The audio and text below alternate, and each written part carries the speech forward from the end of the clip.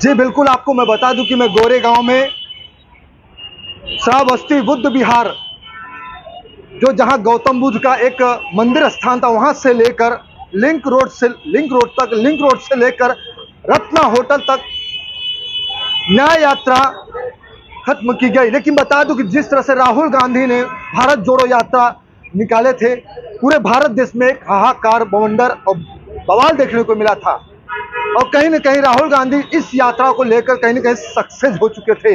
जैसे नफरत की बाजार, कई ऐसे मोहब्बत की दुकान इस तरह से थी। अब पूरे मुंबई और महाराष्ट्र में न्याय यात्रा निकल चुका है।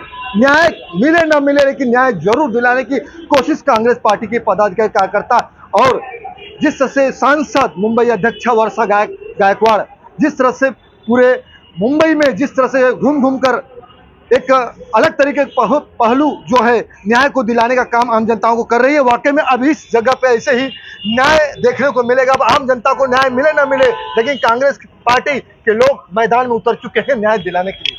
क्या कहना चाहिए, क्या वाकई में जिस तरह से न्याय दिलाने की कोशिश की जा रही है, कांग्रेस पार्टी के लोग मिलकर कर रहे हैं, क्या वाकई में न्याय मिल जाएगा आम जनताओं को? ये सत्य है कि कांग्रेस पार्टी ने जो मुद्दा उठाया है, और अभी अभी आपने देखा होगा कि लोकसभा में राहुल जी गांधी हमारे जो राष्ट्रीय नेता हैं, वो किस तरीके से यात्रा निकाली, भारत जोड़ो आंदोलन जो किया, 4,000 किलोमीटर की यात्रा उन्होंने जो किया है, उससे आपको लोकसभा में उसका रिजल्ट मिला है। अब ये विधानसभा महाराष्ट्र का जो चुनाव है, इसमें कांग्रेस का हर कार्यकर्ता इस तरीके से लोगों के पास मिलना जा रहा है, आ रहा है, और ख़ास करके महिलाओं की जो तकलीफ है, मैं आपके माध्यम से उन तक ये मैसेज पहुंचाना चाहता हूं कि जो यहाँ की महिलाएं हैं, जिस तरीके से पीड़ित हैं, उसका बदला वो चुनाव में जरूर लेंगी। क्योंकि उनको जो गैस बाटला है, दोस्त गैस बाटला कांग्रेस के टाइम में 350 रुपये में आता था, आज 1,000-1,100 रुपया जब वो महिला घर में भरती है, जो गरीब महिला है उसके क्या हाल होते हैं। उसके पास पैसे नहीं रहते, कभी कभी ऐसा है बाजू वाले से पैसा ला के वो बाटला खरीदती है। दोस्तों, भाजी मार्केट में जब महिलाएं भाजी लेने जाती हैं, ये काम किसका है? मर्द तो कमाने चले जाते हैं, लेकिन महिलाएं घर का पूरा राशन, घर की देख रेख सारा कुछ करती है। दूध भाजी के आज कितने महंगे दाम हो गए हैं कि अगर 100 रुपया लेके जाते हैं तो उसमें पाव किलो भाजी नहीं ला पाते। 200 रुपया, अगर एक व्यक्ति 700-600 रुपये की मजदूरी करके, मेहनत करके जो कमाने वाला है, वो भाजी और दूध में ही पैसे चले जाएंगे तो घर कैसे चलेगा उसका? ये इसलिए अब की बार महाराष्ट्र में जो ये लोग जिस तरीके से अत्याचार किए हैं जनता के साथ, गरीब जनता के साथ, उनको सबक सिखाने का काम महिलाएं और गरीब जनता करेगी। सबक तो सीखने को मिले या न मिले, लेकिन सबक कांग्रेस पार्टी है अब जमीनी स्तर से लेकर मैदान पर उतर चुकी है समझाने सुनाने के लिए। लेकिन अब बता दो कि अब ये न्याय यात्रा जो निकला है पूरे मुंबई में हर गली और खोचे में निकलने वाला है। पानी की मुद्दा हो या बिजली की मुद्दाएं हो या महंगाई को लेकर हो या पूरे देश में जिस तरह से रेप केसेस, महिलाओं से लेकर मासूमियत बच्चों, नाबालिग के सर्वसार की बात जब आती है, इस तरह से कई मुद्दाएं अगर देखने मिलेंगी, सुनने को मिलेंगी। इरादाएं अगर जब तक बदली नहीं जाएगी, तो मुझे लगता है इसी तरह से कांग्रेस पार्टी कुछ न कुछ नए मुद्दाएं लेकर इसी तरह से लड़ाई लड़ने का कार्य करे। क्या वाकई में अब ये लड़ाई जो चल रही है, लड़ाई जिस तरह से लड़ाई लड़ी जा रही है, हम डरेंगे नहीं, हम लड़ेंगे, भिड़ेंगे और जीत के दिखाएंगे, ऐसे भी नाराएं कहीं न कहीं लग रहे हैं। तो क्या है, इस लड़ाई लड़कर न्याय दिला सकते? लड़ाई तो संसद से सड़क तक लड़ी जाएगी और न्याय लोगों को दिलाया जाएगा। न्याय ऐसा नहीं है, अंग्रेजों से यही कांग्रेस पार्टी ने छीन करके देश के हाथ में ये देश को दिया था। क्योंकि जनता ने जब 47 में पार्टीशन के टाइम में भी लोगों को न्याय दिलाया था, आज भी न्याय दिलाएंगे और आगे भी न्याय दिलाएंगे। और अडानी से छीनकर लोगों के हाथ में देंगे, वो भी एक न्याय दिलाएंगे। और जितने भी भ्रष्टाचारी है उनको अंदर डाल करके भी न्याय दिलाएंगे। जितने भी स्कैंडल हो रहे इस वक्त में, जैसे कि नेताओं को खरीदा जा रहा है, नेताओं को बेचा जा रहा है, और महाराष्ट्र की राजनीति में इतना सड़ेला भूचाल आ गया, ये बीजेपी सरकार ने किया है। उसका सबक न्याय दिला के कांग्रेस दिलाएगी लोगों को, और जनता के सामने आएंगे और ज़्यादा से ज़्यादा महाराष्ट्र में कांग्रेस और महाविकास आघाड़ी अपनी जीत दर्ज कराएंगे। पंतप्रधान नरेंद्र मोदी जी बंदरगाह आए हैं उद्घाटन के, क्या इससे फर्क पड़ सकता है क्या आपके पार्टियों को? इन्होंने खाली उद्घाटन किया है, वो भी फर्जी डॉक्यूमेंट पे और फोकस कंस्ट्रक्शन पे। अभी छत्रपति शिवाजी महाराज जी का जो अभी कोकण में यह हादसा हुआ है, 30,000 करोड़ की उन्होंने शिवाजी महाराज की जो प्रतिमा बनाई थी, एक झटके में ढह गई। इसका जिम्मेदार कौन? ये लोगों ने इतनी बड़ी भ्रष्टाचारी जो सरकार है, जो गुजरात में पटेल जी की जो मूर्ति बनाई है उसमें भी 14,500 करोड़ का घोटाला है। साहब ये कहाँ बचेंगे?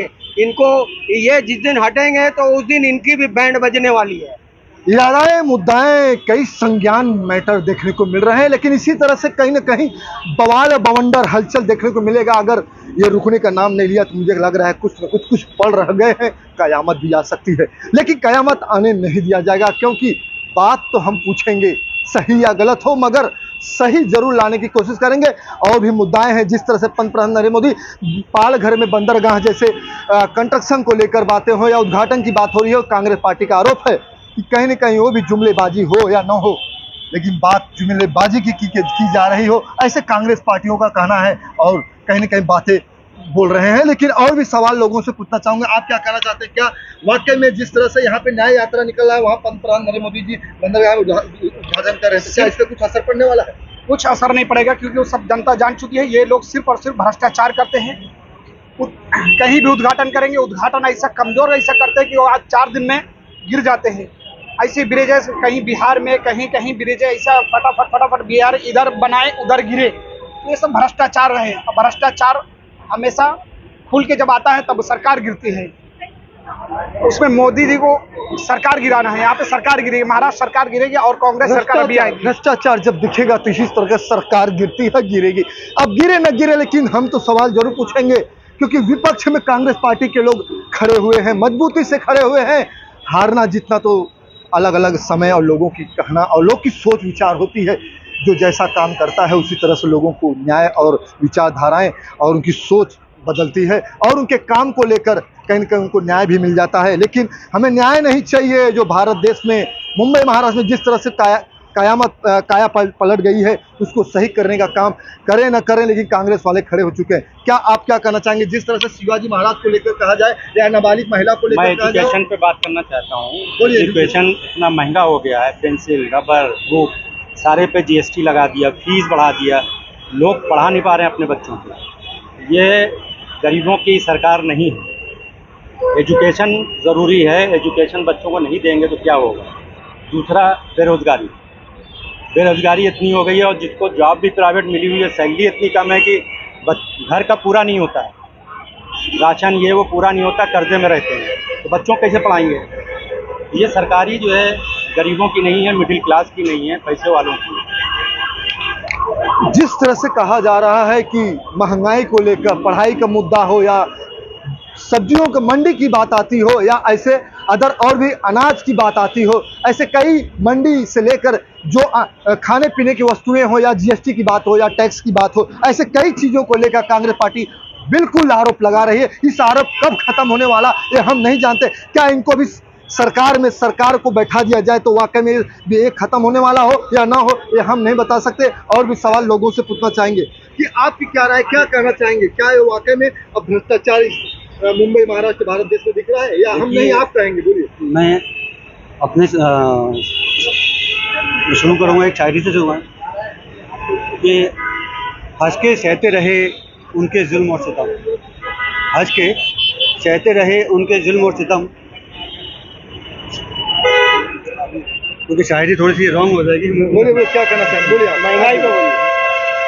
हाँ, महंगाई का जमाना इतना हो गया है कि घर चलाना भी भारी पड़ गया इस टाइम, और हर जगह पे काम करो तो उसके पैसे भी पूरे मिलते नहीं है। इसके लिए यह करता हूँ। महंगाई को ही लेकर सभी लोग का यही विचारधाराएं चल रही है। शिवाजी महाराज की मूर्ति की बात हो या पॉस्कोन की बात हो या बदलापुर हो या बंगाल हो या मुंबई या महाराष्ट्र हो या मेरठ हो, इसी तरह से जिस तरह से पॉक्सोन नाबालिग जो शर्मसार हो रहे हैं पूरे भारत देश से लेकर मुंबई महाराष्ट्र तक, उसी को लेकर आवाज उठाई जा रही है। ये सिर्फ आवाज बदली गई है भारत जोड़ो यात्रा, लेकिन अब इसमें न्याय यात्रा जोड़ी गई कि वाकई में न्याय मिले। जो आज पूरे मुंबई महाराष्ट्र में जिस तरह से चल रहा है उसी को लेकर यह न्याय यात्रा निकाला गया है। और ये जिस तरह से न्याय यात्रा निकल रहा है वाकई में जागरूक करने के लिए आम जनताओं को उनकी नींद सोई हुई हो जगाने की कोशिश की जा रही हो। अभी आने वाला समय तय करेगा कि कौन सो रहा कौन जाग रहा, लेकिन सच्चाई कभी छुपती नहीं। सच्चाई को बाहर करने का कोशिश ये कांग्रेस पार्टी के लोग कर रहे हैं। धनुधारी यादव की रिपोर्ट।